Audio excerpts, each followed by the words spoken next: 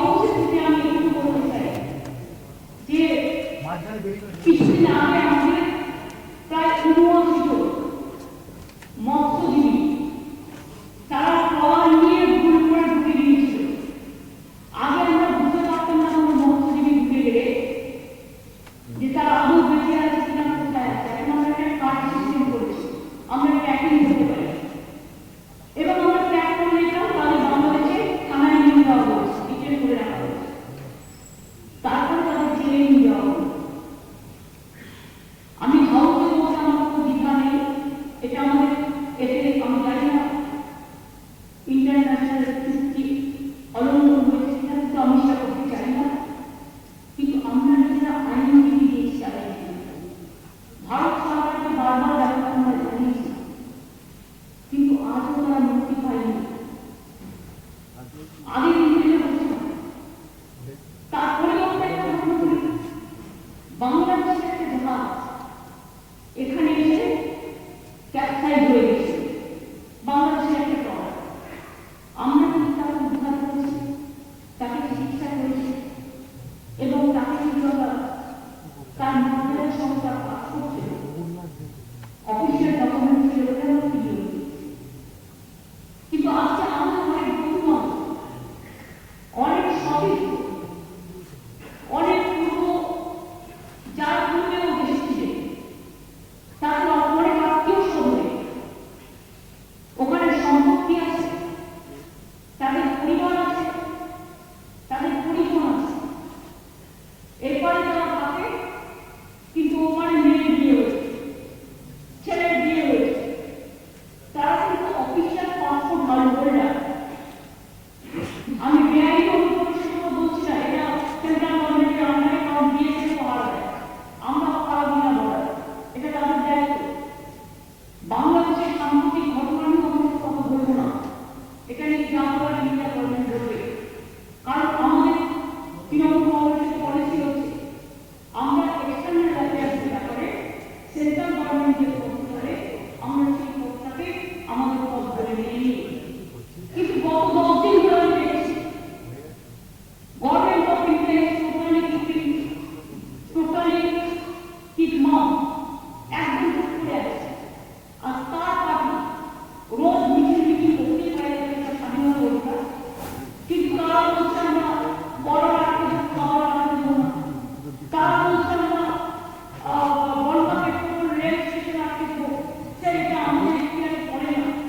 International agreement অনুযায়ী, international border agreement অনুযায়ী government of India যদি আমাদের কাছে গাইডলাইন দেয়, আমাদের কাছে অ্যাডভাইস দেয়, তখনই আমরা এটা বন্ধ করতে পারি, তাছাড়া এটা আমাদের হাতে নেই, আমাদের দায়িত্বে নেই। আমি একটা কথা পরিষ্কারভাবে বলতে চাই আজকে হাউস থেকে, আশা করি সবাই আমরা একমত, কোন ধর্ম, কোন বর্ণ, কোন জাতি, সে যে দেশে যে প্রান্তেই হোক না কেন, যদি অত্যাচারিত হয় আমরা তার নিন্দা করি এবং আমরা মনে করি যে বাংলাদেশের স্বাধীন রাষ্ট্র, তাদের সম্মান তাদের কাছে নিশ্চয়ই আছে, তারা ভাষা, শুদ্ধতা, তারা সুন্দরতা, তাদের শান্তিপ্রিয় আছে, নিশ্চয়ই আমরা চাই, কিন্তু সাথে সাথে আমাদের পরিবারের উপরে যাতে কোনো অত্যাচার না হয়, এটা গভর্নমেন্ট অফ ইন্ডিয়ার কাছে আমরা হাউস থেকে আবেদন জানাচ্ছি। পার্লামেন্ট এখন বলছে যে দয়া করে প্রাইম মিনিস্টার দরকার হলে দুই দেশের সাথে কথা বলুন, যদি প্রধানমন্ত্রীর অসুবিধা থাকে কোনো ব্যাপারে, ডিপ্লোমেটিক ব্যাপারে, এক্সটার্নাল অ্যাফেয়ার্স কথা বলুন। এক্সটার্নাল অ্যাফেয়ার্স মিনিস্টার পার্লামেন্ট যখন বলছে, পার্লামেন্টের বিবৃতি দিয়ে দেশবাসীকে জানা যে তারা কৃষি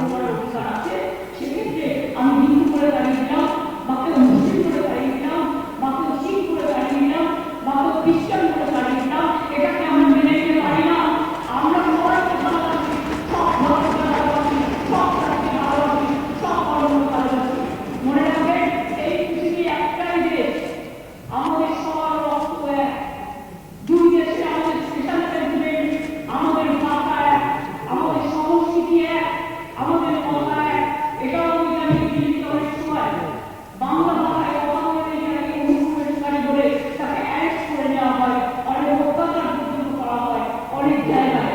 তা সত্ত্বেও আমরা মুখ বুঝে সহ্য করি।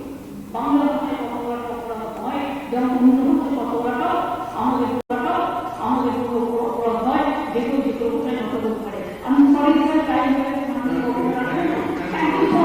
আমি মনে করি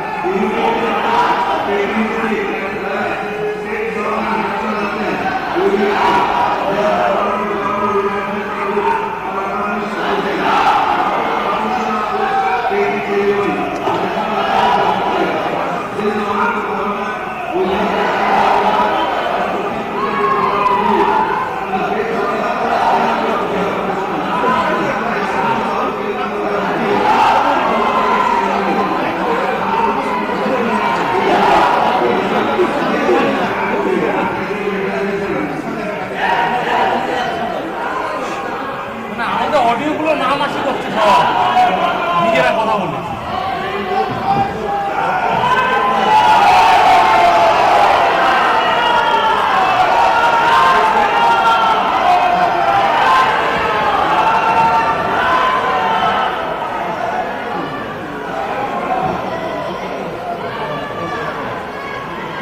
হয়ে গেল, এবার তো শপথ হবে।